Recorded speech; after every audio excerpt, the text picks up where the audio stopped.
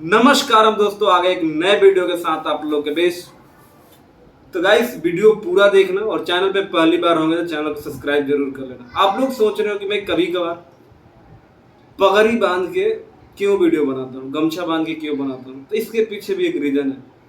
जब मुझे कभी लगता है यार कि हम बिहार से जुड़े हैं और बिहार के लोगों की जो पहचान है, बिहार का कोई भी इंसान हो, अगर वो जब तक पगड़ी नहीं बनता ना तब तक उसका मूड नहीं बनता। पगड़ी बांधने के बाद एक अलग ही फीलिंग होती है। गाइस, हम बात करेंगे आज कि पवन सिंह के वजह से बीजेपी जो है घुटने टेक दिया आपने, और नरेंद्र मोदी जो कहते थे 56 इंच का सीना है और 400 पार, अब की बार 400 पार, उनकी ये दुर्दशा हो गई कि वो 250 सीट भी अपना नहीं ला पाए।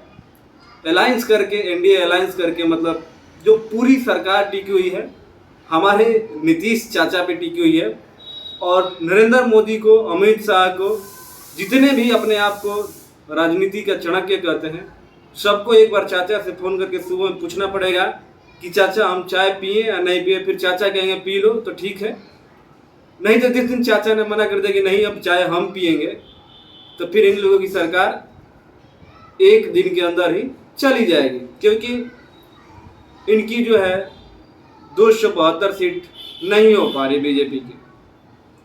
बट हम उन सब मुद्दों से दूर हटते हैं। अब आते बिहार में जो दुर्दशा हुआ है एनडीए का यानी बीजेपी का, वो बस एक इंसान के वजह से हुआ है। वो ओनली वन पवन सिंह है। कैसे, क्यों, उन्हीं सारी चीज़ों पर चर्चा होगी, तो वीडियो में पूरे बना रहना।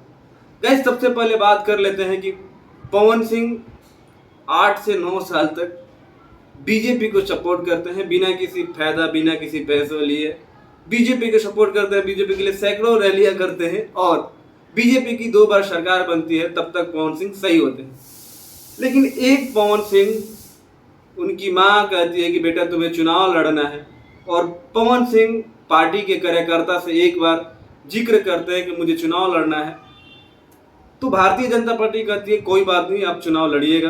ये 2019 में ही ठीक हो गया था कि पवन सिंह बीजेपी से चुनाव लड़ेंगे।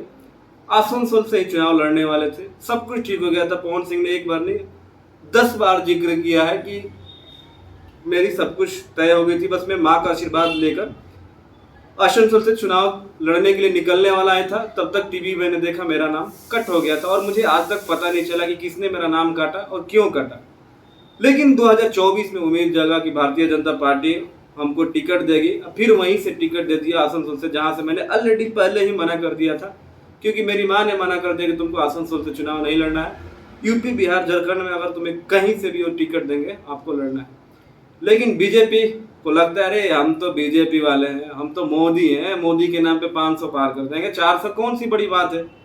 बीजेपी पवन सिंह को ऐसे दूर करती है जैसे अगर घी में मक्खी गिर जाए तो मक्खी को बाहर निकाल के फेंक देते हैं, ऐसे ही पवन सिंह को निकाल फेंक देते हैं। फिर होता है पवन सिंह की निर्दलीय चुनाव लड़ने की घोषणा, और उस घोषणे से पूरा इंडिया में खलबली सी मच जाती है, और काराकाट से निर्दलीय चुनाव लड़ने का वो ऐलान करते हैं। और काराकाट पूरे 1.5-2 महीने जब तक चुनाव चला हॉट सीट बना रहता है, और देश की, विदेश की, हर जगह की मीडिया का चर्चा नज़र वहीं पे होता है।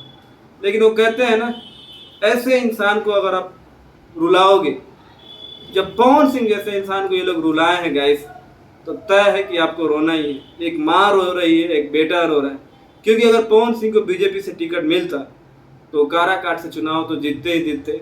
इनके जो 5-6 उम्मीदवार हारे हैं, आरा से आरके सिंह तो इस वजह से हारे कि उन्होंने पवन सिंह को ये बोला था कि पवन सिंह शांत हो जाओ और बैठ जाओ, नहीं तो हम पार्टी से निकाल देंगे। ये चुनाव तो उसी दिन हार गए थे जिस दिन पवन सिंह के विपक्ष में बोले थे।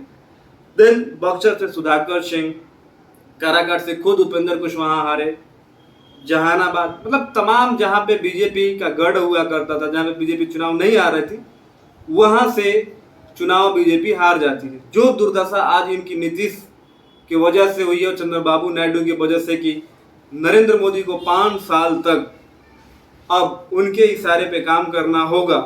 ये बात भले ही बीजेपी ना कहे, लेकिन सबको पता है कि अब ये रिमोट कंट्रोल वाली सरकार हो गई है। एक इंसान के वजह से ये दिन देखना पड़ रहा है अगर वो लोग आर के सिंह को बैठा के पवन सिंह को आया सा चुनाव लड़ा दिए होते तो 7-8 सीटें बिहार की आराम से बच जाती। बाकी वो कहते हैं ना कि जब इंसान को घमंड हो जाता है तो कुछ दिखाई नहीं देता है, और उसी घमंड की वजह से बीजेपी का आज ये हाल है। बाकी गाइस आप लोग को वीडियो कैसी लगी कमेंट करके जरूर बताना। मिलते हैं अगले वीडियो में, तब तक अपने भाई को दो इजाजत। नमस्कार।